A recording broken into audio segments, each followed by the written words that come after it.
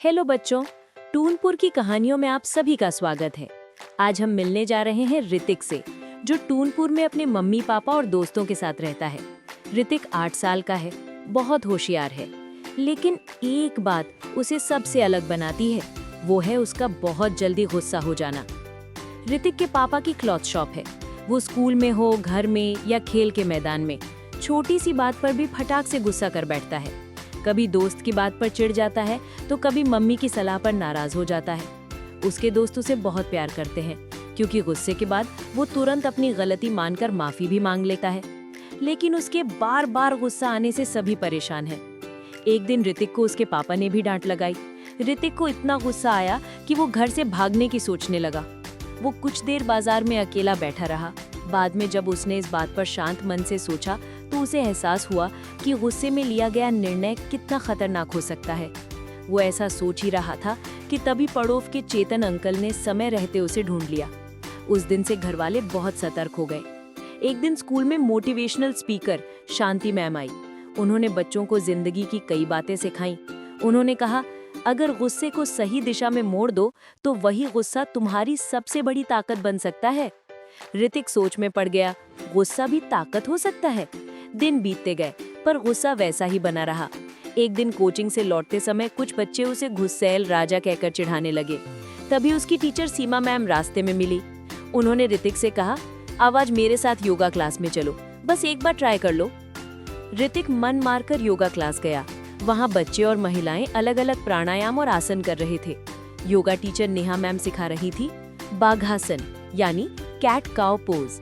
चलो जंगल में चलते हैं और बारी बारी से बनते हैं बिल्ली और गाय। इससे होगी रीढ़ की हड्डी लचीली और कमर दर्द में आराम। वृक्षासन, सब एक जंगल के पेड़ बनो जिस पर पंछी बैठने वाले हैं।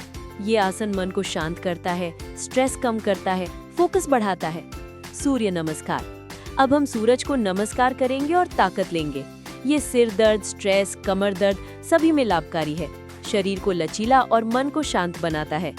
नेहा मैम मुस्कुराकर बोली, ऋतिक, अगर सच में गुस्सा कम करना चाहते हो तो बस एक काम करो, अपनी आंखें बंद करो और सोचो कि तुम्हारे हाथ में एक लाल गुब्बारा है। जब भी गुस्सा आए उस लाल गुब्बारे को आसमान में उड़ते हुए छोड़ दो।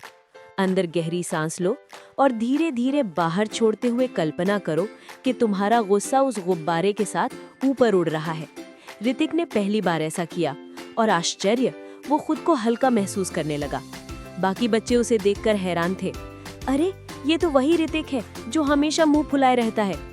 योगा क्लास के बाद नेहा मैम ने उसे एक छोटी सी ट्रिक दी।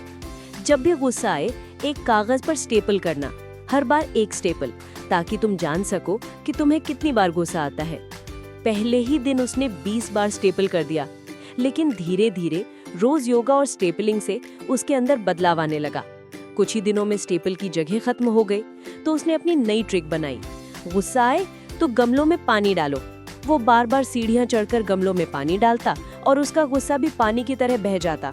परिवार वाले उसे देखकर हैरान थे, लेकिन उसे चीयर अप करते। शाबाश ऋतिक, तुम सही कर रहे हो।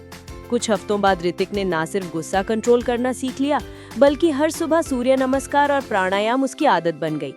अब उसे बच्चे गुस्सैल राजा नहीं कहते, बल्कि योगा ऋतिक कहकर बुलाते हैं। बच्चों, गुस्से में इंसान सोचने की शक्ति खो देता है। ऐसे में लिए गए निर्णय या किए गए कार्य कभी कभी ना सिर्फ खुद को बल्कि अपनों को भी मुसीबत में डाल सकते हैं। इसलिए जरूरी है कि जब भी गुस्सा आए कुछ देर रुकें, गहरी सांस लें और शांत मन से सोचें, ताकि बाद में पछताना ना पड़े।